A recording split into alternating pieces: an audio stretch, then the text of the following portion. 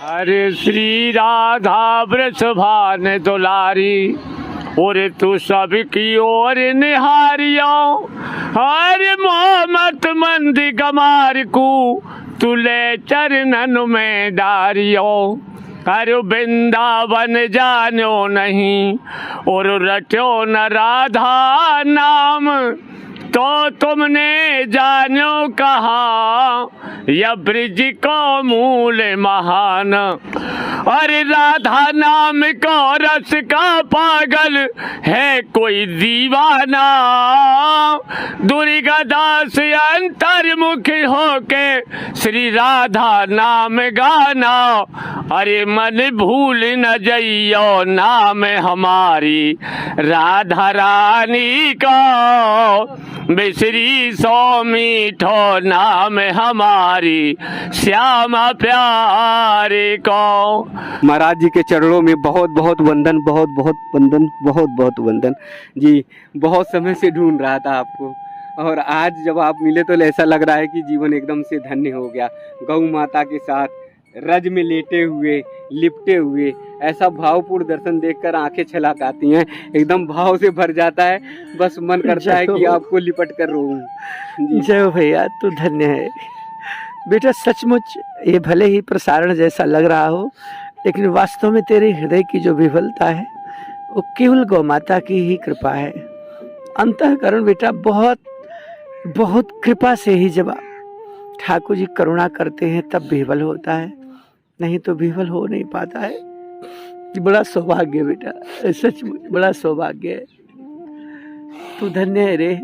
एक प्रचार और एक प्रसार के प्रति हृदय में ऐसा सामान्य और इतना निर्मल विशेष भाव छल के, ये कोई साधारण बात नहीं भैया। कोई जाने या ना जाने, लेकिन आप तो सचमुच ठाकुर जी के परम दुलारे हो, परम प्रिय भक्त हो, परम प्रिय लाडले हो बेटा। जैसे आज आप मेरे लिए इतने भावुक हो रहे हो, ऐसे मुझे आशीर्वाद दो कि हम अपनी गौ माता, संतों के लिए, समाज की संस्कृति के लिए, पूज्य देवियों, माताओं, बहनों के चरणों की रज के लिए और सारी जगत की सेवा के लिए मेरा मन में ऐसे ही विह्वल होता रहे, ऐसी कृपा कर दो। जब से आपने थोड़ा सा एक दो बार ऐसा दर्शन सबको कराया है, न जाने कितने लोग हमसे जुड़ गए, कितनी बहनें, माताएं, भाई, पुरुष, उन लोगों ने, किसी ने दीक्षा ली, किसी ने गुरु पद को मेरे जैसे सामान्य दास पर अपना समर्पण किया, और कितने लोगों ने भूसा, चारा, दाना, गाय की सेवा समर्पित किया। मैं उनकी उदार नीति और उनके उदार भावनाओं के लिए उन सबको प्रणाम करता हूँ। और आज आपके इस माध्यम से मैं पूरे भारतवर्ष को, अपितु पूरे जगत को प्रणाम करता हूँ। जब भी आया, जिस समय भी आया, जहाँ भी पूछो, बस महाराज जी गौ सेवा के लिए गए हैं, किसी इस गौशाला में गए हैं, कहीं उधर गौशाला में गए हैं, तो ढूंढते ढूंढते एकदम से मैं परेशान था कि कब दर्शन हो पाएगा, किस समय आप दर्शन दे पाएंगे। और आज देखिए सौभाग्य कितना कि यमुना मैया के एकदम किनारे जो है बैठे हुए भावपूर्ण दर्शन हो गया। भैया मेरे दर्शन का कोई मूल्य नहीं, मैं तो एक सामान्य सा पूरी जगत के चरणों का एक सेवक हूँ। ऐसे ही चारों तरफ घूमते रहते हैं, निराधार, कुछ भी आधार नहीं, न भगवान का प्रेम पूरा कर पाए, न वेश की पूर्ण रूप में सेवा समझ सदा कर पाते हैं। हर समय बस केवल एकमात्र यही लगता है कि बस किसी न किसी क्षण में भगवान की करुणा, अभी तो वर्तमान दृष्टि केवल सामाजिक रूप में ही हमको मिल रही है कि जो समाज का प्राणी मुझसे मिलता, मैं उन्हीं में भगवान का दर्शन करने लगता हूँ। यदि कोई बहन, यदि कोई भाई, स्त्री, पुरुष, नर, नारी आते हैं तो हम सोचते हैं हमारे भगवान के ही स्वरूप हैं, इनमें ही मुझे भगवान की कृपा का दर्शन हो जाता है। ठाकुर जी कृपा करें कि सबका जीवन मंगलमय हो, लोग वास्तव में ठाकुर जी के बने।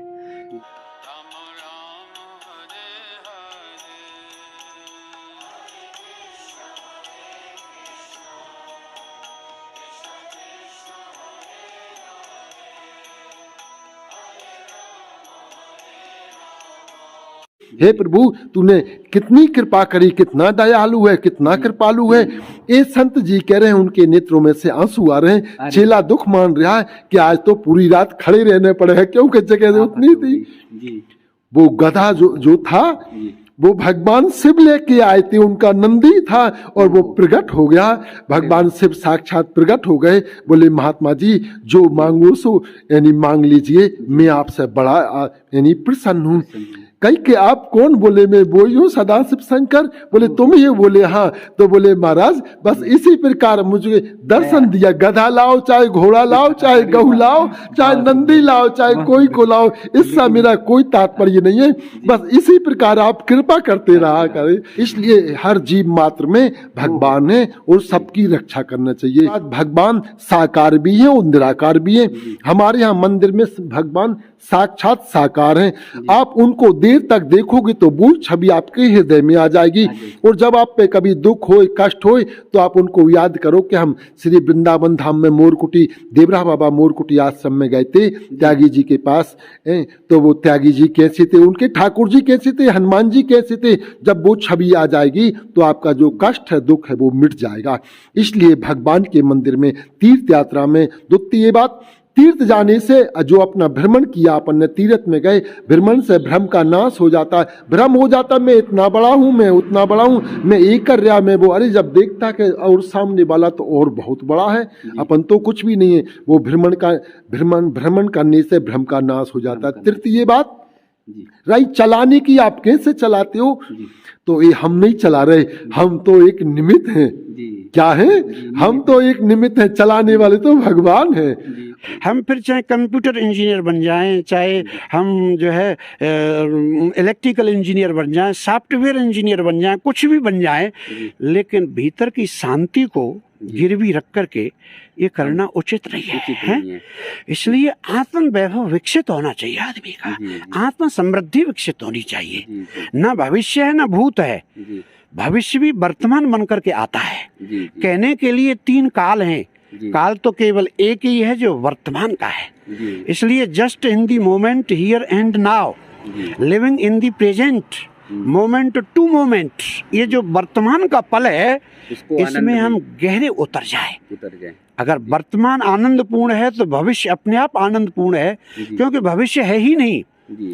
आदमी अपने आप से प्रतियोगिता करे कि मैं जितना आज शांत हूँ कल ज्यादा शांत होऊंगा, मैं जितना आज आनंदित हूँ कल ज्यादा आनंदित होऊंगा, हैं?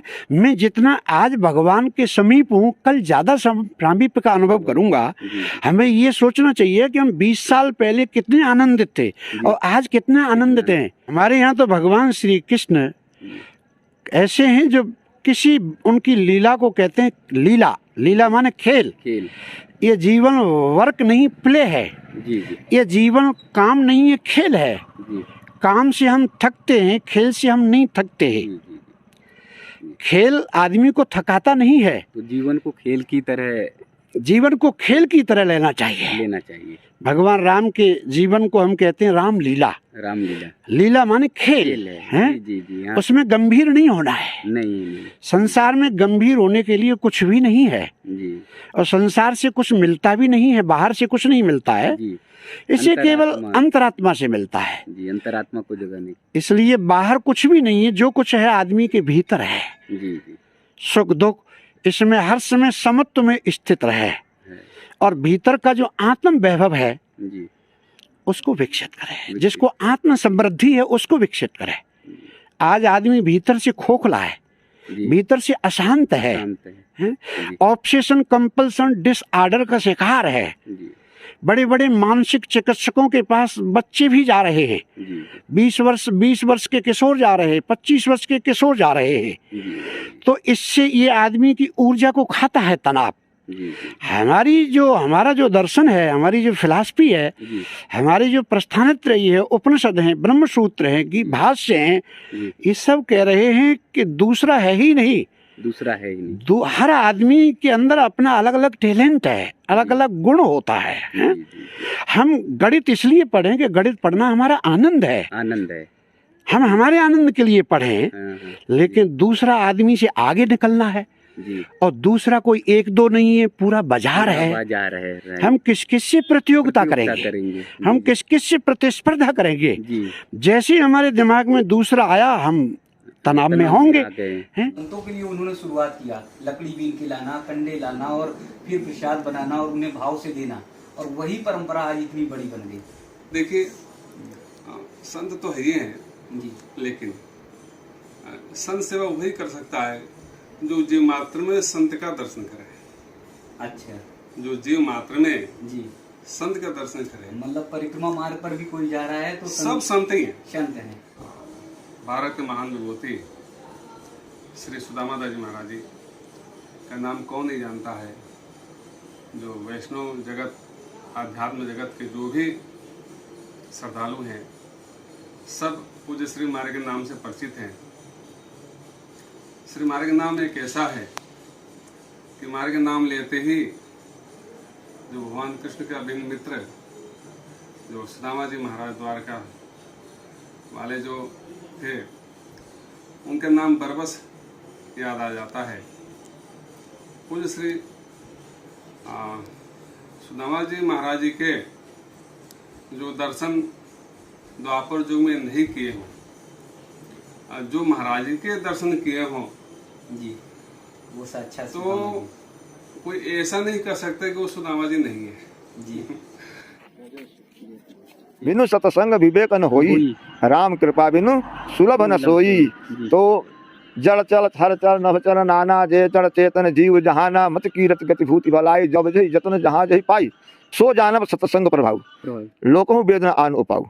लोक और वेद माने, लोक माने अपना और वेद माने परलोक और वेद शास्त्र, इसमें इसके अलावे और कोई उपाय नहीं है।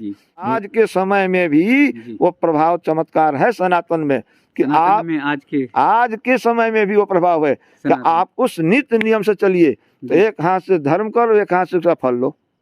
परमानंद का नृत्य अलग ही है। हाँ, आंखों में आंसू बरसता है उस नृत्य में। उसमें फिर हृदय रोलिंग होती है, हृदय में रोलिंग होती है। हाँ।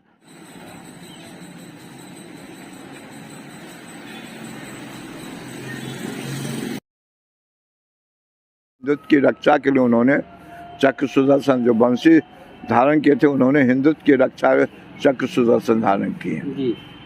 भगवान कृष्ण ने विश्वामित्र से देश की रक्षा के लिए, समाज की रक्षा के उन्होंने एक हाथ में माला भी था, एक में भाला भी था। तो अभी हम यहाँ बैठे हुए हैं और एक सिंह आ जाए, हम तो बाबा जी हैं, सिंह को नहीं मारेंगे, अहिंसा परमो धर्म।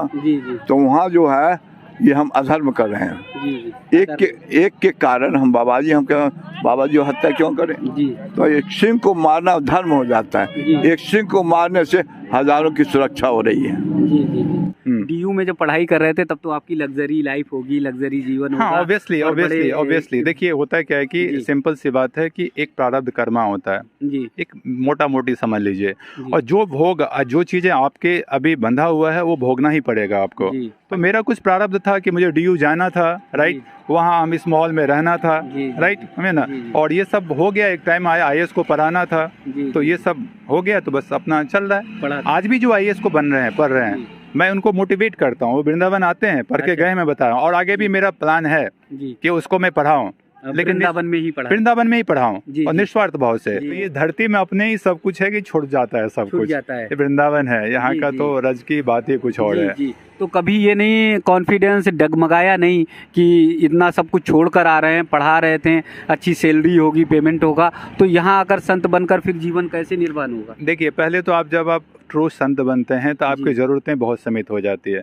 क्योंकि आप खुद ऑब्जर्व करोगे कि 80% लाइफ की चीज़ें हम दुनिया को दिखाने के लिए एक्युमुलेट करते हैं। 80%, ठीक है ना। आप सपोज करो मुझे गाड़ी की क्या जरूरत है जी, लेकिन उसके पास गाड़ी है, उसके पास गाड़ी है, तो हमारी गाड़ी की विजन हो जाता है। आप कभी खुद ऑब्जर्व करना, आप लोग खुद पढ़े लिखे लोग हो, क्या हमारी जो जीवन की आइडियोलॉजी है, क्या हमने क्वाइन किया है या एक विरासत में आ रहा है तो उसको हम ढोड़ रहे हैं जी? ऐसे शादी होगी, ऐसे बैंड बाजा बजेगा, ऐसे दूल्हा नाचेगा, ऐसे घोड़ी आएगा, और कोई nobody is thinking about that, what is relevance of it. इतना जो पैसा बर्बाद किया जा रहा है उसका क्या रिलेवेंस है? बट ये हो रहा है, हमारे पड़ोसी ने किया, हमारे गांव में किया, I will do better than that, वो फीलिंग रहता है। तो हमारी जरूरतें बहुत कम है, और प्लस ठाकुर जी दे रहे हैं, समझे कि नहीं, कोई दिक्कत नहीं है, समझे ना। तो ऐसे करके तो आप तो तमाम लोगों को जो जीवनचर्या चल रही है या जो सृष्टि चल रही है वो हट जाएगी। नहीं, सभी संत हो जाएंगे। देखिए, संत क्यों होने, संत का मतलब क्या है? संत का मतलब चोला नहीं है। मैं तो कोई गैर बस नहीं। संत, अब आप कहोगे आप ये क्यों पहने?